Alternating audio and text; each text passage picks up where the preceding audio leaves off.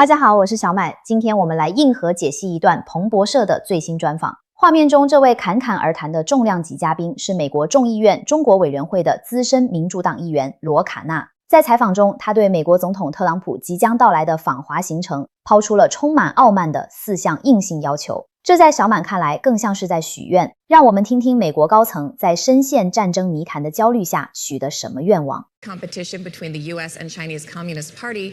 Congressman Ro Khanna joins us this morning from Maplewood, Ohio, where he's leading a 3-day Heartland tour, visiting farms and factories. We want to get to that trip. We also want to get to the president's trip to China.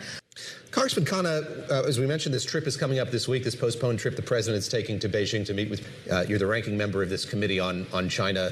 And I'm curious sort of how you see the importance of this visit and indeed what you hope will come out of it. What is a good outcome in your estimation of this trip where the leaders of the two largest economies in the world are going to meet? Well, I've been in Pennsylvania and Ohio and Michigan talking to our farmers, talking to our factory workers. Let me offer 4 things we need to do. First, we need to get a deal for China to buy more of our soybeans. The farmers have been hurt. They're buying now from Argentina. They're buying from South America. They're not buying from our farmers. Second, we need to make sure that they're not sending their ships to our ports without a fee. We suspended this fee, and China's using their ships in our ports that are hurting American shipbuilding. Third, we need to find a way to lower the cost of fertilizer. It's really hurting a lot of our farmers. It's hurting a lot of the food prices in the United States. That means getting them not to have export controls on that, and that means figuring out how we open up the Strait of Hormuz. And finally, we need to make sure that they're not dumping into the United States. They continue to have unfair trade practices, and we need to clamp down on that. Historically, the Chinese have been very adept and very tenacious negotiators, especially when it comes to matters of the economy. We've been talking this morning about how the Treasury Secretary has laid the groundwork and established a relationship with his counterpart in Beijing. But I'm wondering if you think this administration, if you think President Trump is ready to go toe-to-toe with the Chinese, if he can get successfully the things you were all just talking about out of these negotiations. Well, he hasn't shown that ability so far. Obviously, I'm rooting for him because he's the American president, but we've lost 80,000 manufacturing jobs on his watch. We've seen 316 farm bankruptcies on his watch compared to 215 the year President Biden was in office. We've seen the trade deficit for the United States actually increase. We've seen the cost of inputs increase because of blanket tariffs. So he has a lot that he has to reverse. We've had China hold us hostage on rare earths and critical minerals.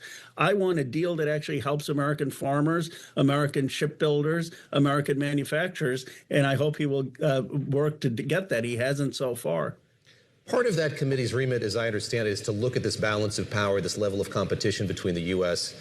And China. And I'm curious how you see that dynamic at play right now. So we had just a few days ago Iran's foreign minister going to Beijing to meet with China's foreign minister. It's clear that China, by not getting actively involved in this conflict in the Middle East, is positioned, shall we say, differently from the U.S. right now, and perhaps that's something I think advantageous to the Chinese leadership. It's not a war that's draining resources from them. Sure, they'd like to have the energy that's stalled in the Strait of Hormuz. How do you see that competitive dynamic, and how worried are you about the degree to which the U.S., the administration, is paying attention to that binary between the U.S. and China?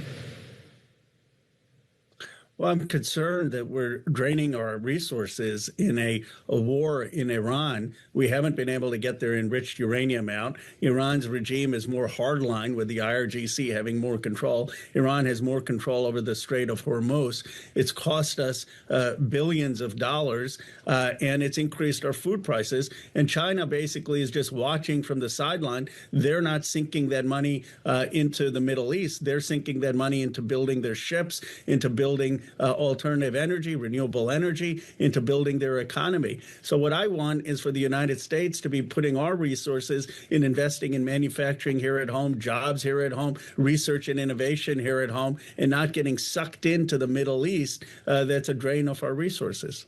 Congressman, I do want to ask you a more armed services-y question, and that's there's this report in the Washington Post about U.S. intelligence analyzing the data and saying that Iran is situated to last at least 3 or 4 more months of this blockade before really feeling the economic pressure.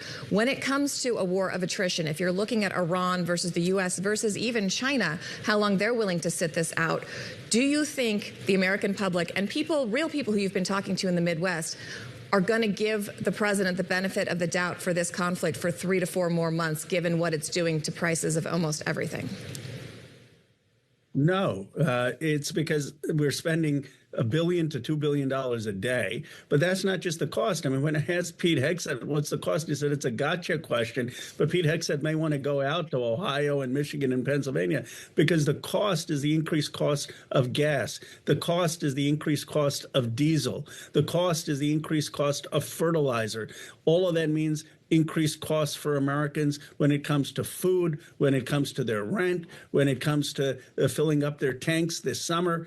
And that's not a worth in Iran that is more hardline and that still has enriched uranium. So we haven't achieved anything, and we've created enormous economic hardship on the American people. We need to end this war. We need negotiation that opens the Strait of Hormuz, allows gas, allows diesel, allows fertilizers prices to fall.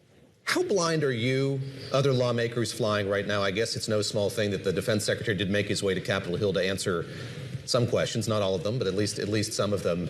I think when we first heard about the funding request the administration was making, there was some speculation that lawmakers would welcome that as an opportunity to kind of use that to get Secretary Hegseth and others on the Hill to answer questions about this conflict, about the trajectory of this war. How much confidence do you have in your understanding of what the administration wants to do and where this war is headed? The administration doesn't have a clear strategic goal. First, they said they wanted regime change. Now they acknowledge that the regime that's in place is actually more hardline than Khamenei. Then they said they wanted the nuclear energy out and for Iran to be denucleared. Now they acknowledge that enriched uranium is still buried under Iran's soil. Then they said, well, they want the Strait of Hormuz to be open. Well, the Strait of Hormuz was open before this war. So now we have to figure out how do we get the Strait of Hormuz open. There is no strategic goal. The strategic goal right now should be the immediate opening of the Strait of Hormuz, the end to these hostilities, not shooting at each other, so that the price of food and the price of gas can drop, and then negotiation with the international community to get Iran to commit on getting enriched uranium out and inspections, something Obama had achieved that Trump tore up.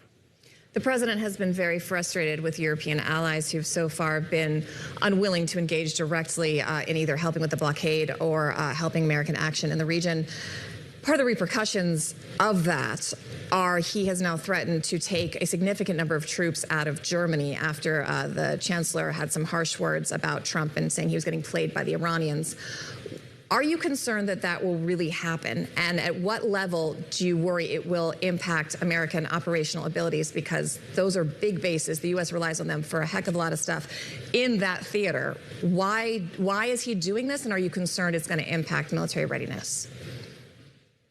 Well, I'm concerned that he's doing it in a retaliatory way. If he wants to look at lessening our footprint on our 800 bases overseas to reduce cost, that's a separate conversation. But he shouldn't be threatening the German chancellor with our troop presence in Germany because the German chancellor doesn't want to engage in a blockade that isn't being effective in the Strait of Hormuz. What we need to do is bring along our European allies, like President Obama did, to put pressure on Iran to have a deal that forces them to submit to inspection and give up their enriched uranium. Obviously, the military option didn't work. Yes, the military destroyed Iran's navy. Yes, it destroyed Iran's air force. That may weaken them regionally, but it did nothing in terms of getting them the enriched uranium out. And for that, we need our European allies, NATO, and diplomacy. Let me pivot from the shooting war in the Middle East, shooting war in Europe, to the political war here in the United States over congressional districts. And as I said, you are uniquely positioned. You're on Armed Services Oversight, the China Committee. You're also from the great state of California, which is wrestling with some of these issues having to do with congressional districts. I'm curious what your reaction is to what we've seen in recent weeks out of Virginia, the Virginia Supreme Court ruling that the redrawn districts that were passed by voters there does not comport with the state's constitution, obviously a setback for Democrats. We saw the ruling from the Supreme Court on the Voting Rights Act. Where do you see this war, that political war, heading as we see Republicans and Democrats going back and forth on the way those congressional districts are drawn? Well, the Virginia decision was overruling Virginia voters. I mean, Virginia voters just voted on maps. And for the Virginia Supreme Court to invalidate an election is deeply anti-democratic. And then for the U.S. Supreme Court to gut voting rights in the Deep South, to not understand that there's racially polarized voting in the Deep South is completely out of touch and undermining the efforts of the civil rights movement. I mean, they're going after Jim Clyburn's district. There was not a black member in Congress in South Carolina for 100 years between Reconstruction and Jim Crow. Jim Clyburn won that seat in 1992 because they drew a black majority district, and they're trying to eliminate that. They're trying to eliminate the work of the voting rights and civil rights movement, eliminating black majority districts in the South. It's deeply concerning, and not on a political level, just on a level of anyone who cares about civil rights and black representation in America. So what are you going to do about this? What are Democrats going to do? And at this point, is this a map Democrats can reasonably win and hope to flip either of these bodies in November? We're going to win the House. They will win despite all of these games. My concern is, what is this doing in terms of our civil rights representation? I would encourage people to watch Jamie Harrison's passionate defense of black majority districts in South Carolina and beyond when he spoke at the South Carolina legislative session. And I do believe that we can convince in some of these legislators not to do what they're thinking of doing, eliminating black districts. It's not right for the country, and it may actually backfire on them, creating more Democratic districts in the process. So as they eliminate black districts, they may actually be creating more Democratic opportunities. So we're going to be fighting in each one of these states to make sure that they don't eliminate these districts. What do you say to the viewer of Bloomberg Television, the listener to Bloomberg Radio, who sees the gentleman from Fremont, California, in Maplewood, Ohio, and wonders if this gentleman has higher aspirations than representing a congressional district in California? And if you demur on answering that directly, what does the Democratic Party need to know from the places that you've been spending the last three days visiting?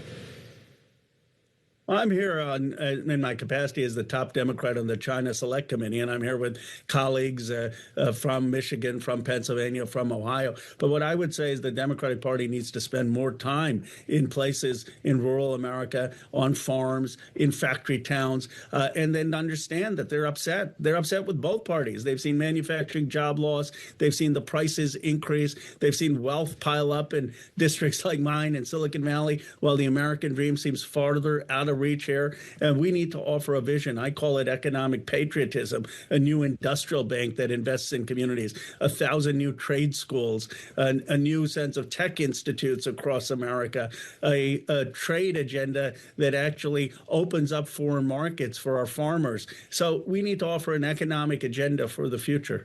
So you're exploring running for president? Well, right now I'm exploring what the agenda for the China Committee and House Democrats should be. But I do believe whoever runs to represent our party and our nation should have a comprehensive economic agenda for the future. I think that's the central issue. How are we going to improve the lives of Americans in many of these places that were hollowed out after NAFTA, hollowed out after China came into the World Trade Organization? What is our vision for bringing them back, for having economic security and economic independence? 看到这里，我们不难发现，这位卡纳议员在整场采访中极其讽刺的心态转变。一开始，他带着浓厚的霸权滤镜，高高在上的对中国开出买大豆、免港费等4点要求，仿佛美国依然是那个可以随意发号施令的单极霸主。然而，随着话题的深入，他的底气逐渐泄露，陷入了明显的焦躁与无奈。从抱怨中东乱局每天白白消耗美国数十亿美元，到承认对华加征关税反而推高了美国农民的化肥成本和国内物价，他最后苦苦哀求的所谓经济爱国主义，本质上是对美国近年来盲目对外干涉，导致内部产业空心化的沉痛哀鸣。整体来看，卡纳展现出了美国精英阶层一种典型且矛盾的政治精神分裂。他们比谁都清楚，美国正面临制造业流失、中层萎缩、通胀高企的内科重症，却依然妄图用零和博弈的冷战思维去开药方，自己生了病却偏要强逼着别人吃药，结果自然是这把挥舞的花刀最终深深扎进了美国自己的大动脉里。大国竞争的终极战场永远在于内部的治理与发展，想要通过扼杀他国来掩饰自身的衰退，只会加速霸权的透支。正如视频中卡纳自己所感叹的那样，当美国政客还在为如何满世界到处填坑而争吵不休，消耗国力时，中国正专注地投资建设着自己的实体经济与新能源版图，任凭风浪起，稳坐钓鱼台。真正的大国博弈，胜负早已决于内功之间。